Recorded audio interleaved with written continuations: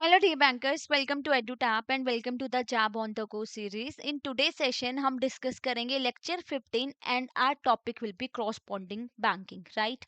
But before starting with the session, let me tell you students who are not aware of this series कि जैब on the go series है क्या, क्यों लेके आए हम। देखो, जैब ऑन द गो सीरीज का मतलब यही है कि चलते फिरते कहीं से भी ना आप रिकॉर्डेड फॉर्म में वीडियो देख के अपने कॉन्सेप्ट्स को क्लियर कर पाए। हम समझते हैं आपके पास टाइम की कमी रहती है, आप जॉब पे जाते हो, फिर आपको पढ़ना, फैमिली कमिटमेंट्स, काफ़ी कुछ चलता रहता है। तो ऐसे में आप 2-3 आवर्स डेडिकेट नहीं कर पाते हो। तो थोड़ा-थोड़ा अभी से पढ़ना स्टार्ट करेंगे, तभी हम सोच सकते हैं ना कि एग्ज़ाम में 2026 हम क्लियर कर पाएँगे। तो इस सीरीज़ में आपको वीडियोज़ मिलती हैं 15-15 मिनट्स की, कि देखो, एक वीडियो आपने मॉर्निंग टाइम देख ली, एक आफ्टरनून में देख ली और एक इवनिंग में देख ली। इस तरीके से आपकी प्रिपरेशन होती जाएगी। और जैसे कि आप टारगेट कर रहे हैं जैब में 2026 को, let me tell you, you should have a fair idea of previous year question, most important topic and important MCQs. जो आपके मोस्ट इंपॉर्टेंट टॉपिक है ना, इस डॉक्यूमेंट से आपको पता चलेगा कि वो कौन कौन से और उनको कैसे अप्रोच करना है, क्योंकि आपको तो 80-90 मार्क्स नहीं लाने, सब कुछ पढ़ने की तो जरूरत ही नहीं है। प्रीवियस ईयर क्वेश्चंस किसी भी एग्जाम का एक रियल इमेज आपको बता देते हैं, रियल पिक्चर, कि किस तरीके के क्वेश्चंस आ रहे हैं और कैसे हमें उनको टैकल करना है। राइट, केस स्टडी बेस्ड अगर ज़्यादा पूछे जा रहे हैं तो वैसे प्रिपरेशन करेंगे, और इंपॉर्टेंट एमसीक्यूज की प्रैक्टिस करने से आपकी स्पीड और एक्यूरेसी दोनों बढ़ती है। तो ये डॉक्यूमेंट आपकी प्रिपरेशन के लिए काफ़ी हेल्पफुल प्रूव हो सकता है, बिकॉज इससे आपको एक आइडिया मिल जाएगा कि प्रिपरेशन कैसे करें, रादर कि आप अननेसेसरली पढ़े जा रहे हो। तो डिस्क्रिप्शन बॉक्स में जाके आप क्या है, इस डॉक्यूमेंट को डाउनलोड कर सकते हो, फ्री ऑफ कॉस्ट आपको ये अवेलेबल रहेगा। तो let's start with the today's topic. आज हमने बात करनी है क्रॉसपॉन्डिंग बैंकिंग के बारे में। क्रॉसपॉन्डिंग बैंकिंग है क्या? बेसिकली देखो, एक इंटीग्रल पार्ट है ये ग्लोबल फाइनेंशियल सिस्टम का। यानी सपोज कीजिए इंडिया का बैंक है, मान लीजिए ए, और उसकी ब्रांच नहीं है, सपोज कीजिए यूएसए में। तो क्या होगा? क्या ट्रांजेक्शन्स नहीं होगी? तो बैंक ए की ब्रांच अगर यूएसए में नहीं है, तो जो यूएसए में बैंक है, सपोज कीजिए सिटी बैंक है, जिसको हम नाम दे देते हैं बैंक बी, तो वहां पे बैंक ए ने अपना अकाउंट ओपन कर लिया ट्रांजेक्शन्स वगैरह करने के लिए। ठीक है, तो यही क्रॉसपॉन्डिंग बैंकिंग रहता है, कि ऐसा नहीं है कि ट्रेड रुक जाएगा, ट्रांजेक्शन्स नहीं होगी, पेमेंट्स नहीं होगी, क्रॉसपॉन्डिंग बैंकिंग यूज होती है। तो एक फंडामेंटल इंफ्रास्ट्रक्चर प्रोवाइड कर दिया गया क्रॉसपॉन्डेंट बैंकिंग के द्वारा, जो क्या एनेबल कर रहा है बिजनेसेस को to move money quickly and efficiently across currencies, border and banking network. तो ये काफी हेल्पफुल रहता है हमारे लिए, कि हम क्या कर रहे हैं, पैसे भेज रहे हैं, ट्रांजेक्शन्स कर रहे हैं। ऑल दो रिस्क भी है यहाँ पे, तो इसलिए तो बैंक जो है ड्यू डिलिजेंस प्रॉपर परफॉर्म करते हैं। हुआ क्या फिर? क्रॉसपॉन्डिंग बैंकिंग का मतलब क्या हुआ? एक अरेंजमेंट, अरेंजमेंट ही है यहाँ पे, जहाँ पे एक बैंक, जिसको क्रॉसपॉन्डेंट बोलो, वो प्रोवाइड कर रहा है banking services to another bank, जो कि है रिस्पोंडेंट। यानी सिटी बैंक ने प्रोवाइड की किसको? एसबीआई बैंक को सर्विसेज। और सर्विसेज में क्या क्या आ रहा है हमारा, क्यों हम यूज कर रहे हैं? पेमेंट और सेटलमेंट हम कर पा रहे हैं, क्लियरिंग सर्विसेज वगैरह प्रोवाइड कर पा रहे हैं, इंटरनेशनल ट्रेड ट्रांजेक्शन, जैसे इंडिया और यूएसए में, या इंडिया या रशिया में, या किसी और कंट्री का भी एग्जांपल ले लो, रेगुलर ट्रेड होता है, तो वो ट्रांजेक्शन्स भी तो करनी पड़ती है। तो इसीलिए क्रॉस बॉन्डेड बैंकिंग हमारा काफी हेल्पफुल रहता है। Travel and tourism related payments वगैरह करनी, तो वो भी हम क्रॉस बॉन्डिंग बैंकिंग के थ्रू कर पाते हैं। अब जैसे कि बात की कि पॉलिसीज क्या है, ड्यू डिलिजेंस रिक्वायरमेंट्स क्या है, वो भी समझेंगे हम। जब भी क्रॉस बॉन्डिंग बैंकिंग यूज होगी ना, तो बैंक को फॉलो करनी पड़ती है एक पॉलिसी फॉर क्रॉसपॉन्डेंट बैंकिंग रिलेशनशिप, जो बोर्ड अप्रूव्ड भी हो सकती है, या आरबीआई ने जो नॉर्म्स दिए हैं उसके अकॉर्डिंग। अब इस पॉलिसी में क्या होता है, यहाँ पे होगा conditions for establishing such relationship. कि रिलेशनशिप कैसे एस्टेब्लिश करेंगे?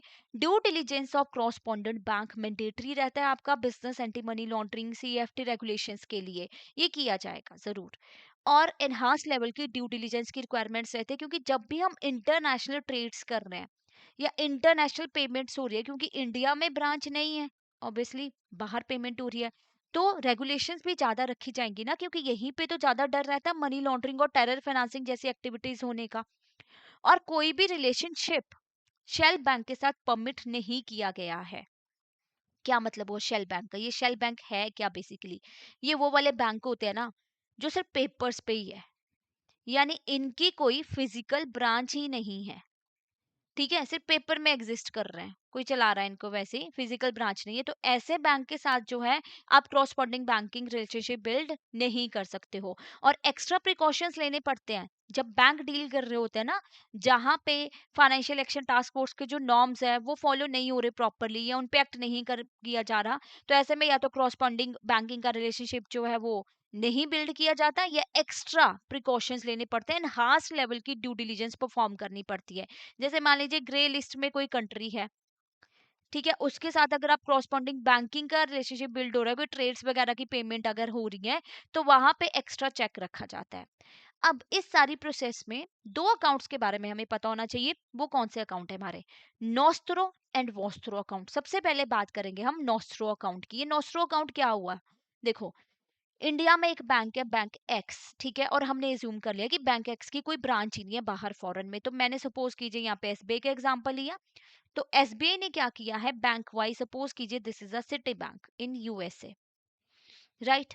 तो एसबीआई अपना अकाउंट ओपन कर देता है सिटी बैंक में, nostro account of bank x इसको बोला जाएगा, कि पैसा रखा है एसबीआई ने यूएसए में ट्रांजेक्शन्स के लिए, आगे जो ट्रांजेक्शन्स होगी, राइट? और करेंसी जो यूएस डॉलर है उसमें। तो हमारा अकाउंट है किसके पास? सिटी बैंक के पास, तो that is called nostro account. Okay, अब बात कर लेते हैं वोस्ट्रो अकाउंट क्या होता है। वोस्ट्रो अकाउंट का मतलब क्या हुआ? यूएसए है, ये यूएसए का बैंक एक्स है, तो सेम एग्जांपल कैरी करते हैं, ये सिटी बैंक है, और हमने अज्यूम कर लिया कि सिटी बैंक की इंडिया में कोई ब्रांच ही नहीं है, या जरूरी नहीं होता, कई बार बैंक्स के लिए पॉसिबल नहीं होता कि वो सब जगह अपनी ब्रांचेस ओपन कर पाए, तो इसलिए तो क्रॉसपॉन्डिंग बैंकिंग लेके आए हैं कि ट्रांजेक्शन्स, ट्रेड्स, पेमेंट्स वगैरह कुछ भी ना रुके।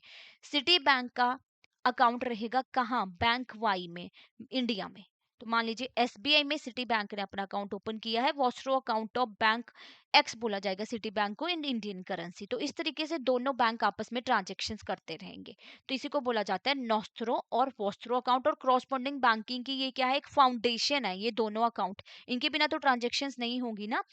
चलिए, इसी के साथ हमारा ये छोटा सा टॉपिक कंप्लीट होता है। आई होप आपको अंडरस्टैंड हुआ होगा, तो इसलिए तो हमने कहा जैव ऑन द गो सीरीज का मोटिव भी यही है, कम टाइम में एक प्रॉपर एक टॉपिक जो है आप अच्छे से कवर कर पाए। अब इसके ऊपर कुछ क्वेश्चंस देख लेते हैं। फर्स्ट क्वेश्चन है आपका, जब हम एस्टेब्लिश कर रहे हैं क्रॉसपॉन्डिंग बैंकिंग रिलेशनशिप, बैंक को कंडक्ट करनी है क्या? Due diligence on correspondent bank. तो which of the following information should be included as a part of such due diligence? क्या इन्फॉर्मेशन कवर करेंगे हम? नेचर ऑफ बिजनेस, ओनरशिप देखेंगे, management check की जाएगी, एंटी मनी लॉन्ड्रिंग, आपके जो terror financing के नॉर्म्स है, कंप्लाइंसेस है, रेगुलेटरी फ्रेमवर्क वो चेक होगा, या सिर्फ प्रॉफिटेबिलिटी देखेंगे, मार्केट शेयर देखेंगे क्रॉसपॉन्डेंट बैंक का, या सिर्फ कस्टमर ग्रेवियंस रिकॉर्ड देखे जाएंगे, या कैपिटल एडिक्वेंसी रेशियोज देखी जाएगी? तो क्या देखा जाएगा? Obviously first is the right answer, क्योंकि इंटरनेशनल ट्रांजेक्शन हम कर रहे हैं। नेक्स्ट क्वेश्चन, बैंक ने आइडेंटिफाई किया कि correspondent bank located in jurisdictions having a strategic anti money laundering CFT deficiencies है वहां पे, और वीक रेगुलेटरी ओवरसाइट है, यानी जो वहां पे रेगुलेटर है, जैसे इंडिया में आरबीआई, वैसे वहां पे चेक नहीं रखा जाता। ओके, और फाइनेंशियल एक्शन टास्क फोर्स के नॉर्म्स फॉलो ही नहीं हो रहे, तो क्या बैंक करेगा? कंटिन्यू करेगा रिलेशनशिप? नहीं करेगा, है ना। एस्टेब्लिश कर देगा रिलेशनशिप, अप्रूवल लेके कस्टमर से अप्रूवल लेने की तो जरूरत ही नहीं, इस चीज में कस्टमर का रोल यहाँ पे नहीं आता। या अवॉइड, रिस्ट्रिक्ट और डिसकंटिन्यू द क्रॉसपॉन्डेंट रिलेशनशिप, ये इंक्रीज कर देगा ट्रांजेक्शन लिमिट। ऑब्वियसली अवॉइड करेगा, रिस्ट्रिक्ट और डिसकंटिन्यू। अब हाई रिस्क जैसी कंट्रीज हैं जहाँ पे क्या है, ब्लैक लिस्ट कंट्री है, उसके साथ अगर आप ऐसे ट्रांजेक्शन्स कर रहे हो, डेफिशिएंसीज पाई गई हैं, तो ऑब्वियसली रिलेशनशिप कंटिन्यू नहीं रहेगा। तो इसी के साथ हमारा ये टॉपिक कंप्लीट होता है। लेट मी टेल यू, अगर आप जैम में 2026 को टारगेट कर रहे हैं ना, तो you should have a fair idea कि किस तरीके से एक कोर्स जो है आपकी हेल्प कर सकता है। आपको पता होना चाहिए इसके बारे में। अगर आप सेल्फ प्रिपरेशन कर सकते हो, well and good, but if you think you require a course, तो आप क्या कर सकते हो, हमारी वेबसाइट पे जाइए edutap.in, कोर्सेज पे क्लिक कीजिए, जैप कोर्सेज पे आपको जाना है। अब ये कोर्सेज आपकी नीड के अकॉर्डिंग ही बनाए गए हैं। अब जिन्होंने अपनी प्रिपरेशन स्टार्ट करनी है स्क्रैच से, ओके, तो वो कंप्लीट मास्टर कोर्स में एनरोल कर सकते हैं। क्या मिल रहा है यहाँ पे आपको? कॉन्सेप्ट क्लासेस 15-15 मिनट्स की recording for all 4 subjects, live classes just before the exam एक रिवीजन के लिए, देन कॉन्सेप्ट नोट्स आपको मिलते हैं solve PYQ but detail explanation के साथ। ये आंसर क्यों आया क्वेश्चन का, उसकी डिटेल एक्सप्लेनेशन आपको प्रोवाइड की जाएगी। Chapter wise mock test you are getting, and full length mock test की आपकी प्रिपरेशन बहुत अच्छे से हो जाए और कॉन्फिडेंट होकर आप एग्जाम देने जाओ, तो आपको कोड यूज करना है दिसंबर 75 टू गेट फ्लैट 75% ऑफ। अगर आपको लगता है कि आपको सिर्फ इंडिविजुअल कोर्स की रिक्वायरमेंट है, जैसे आईएफएस में एनरोल करना चाहते हो, पीपीबी में या एएफएम में, कि बाकी एग्जाम तो आपके क्लियर हो गए, आईएफएस रह गया, तो आप वो भी इंडिविजुअल कोर्स में एनरोल कर सकते हो। इसमें सेम चीजें आपको मिल रही है, कोड दिसंबर 75 और फ्लैट 75% ऑफ मिल रहा है। सिमिलरली आप बाकी सब्जेक्ट्स में भी एनरोल कर सकते हो एज पर योर नीड, अगर आप देखना चाहते हो कि क्लासेस कैसी रहती हैं। ओके, तो यहाँ पे 3 आवर का ट्रायल कोर्स भी अवेलेबल है, जिसमें कॉन्सेप्ट क्लासेस आपको मिलती हैं, कॉन्सेप्ट नोट्स एंड क्विजेस। तो कोड रहेगा जैब 99, फ्लैट 99% ऑफ पे, आप एक बार चेक कर सकते हो। देन अगर आप लाइव क्रैश कोर्स में एनरोल करना चाहते हो, कि आप प्रिपरेशन चाहते हो अभी से हो जाओ, बाद में जो है रिवीजन किया जाए, है ना, तो लाइव क्लासेस मिल रही हैं, टोटल 60 लाइव क्लासेस आपको मिलेंगी, 15 क्लासेस ऑफ ईच सब्जेक्ट। और टाइम भी बहुत ही कन्वीनियंट है आपके लिए, आपके अकॉर्डिंग ही, जैसे इवनिंग में क्लासेस रहेंगी आपकी, जब आप आ जाते हो ऑफिस के बाद क्लासेस रहेंगी, तो कॉन्सेप्ट नोट्स मिलेंगे, solve PYQ, chapter wise mock test, full length mock test, यहाँ पे भी आपको सब कुछ मिल जाए। तो बट क्लासेस क्या रहेंगी, लाइव रहेंगी, लाइव डाउट पूछ सकते हो आप अपने। कोड रहेगा जैब 80 टू गेट फ्लैट 80% ऑफ।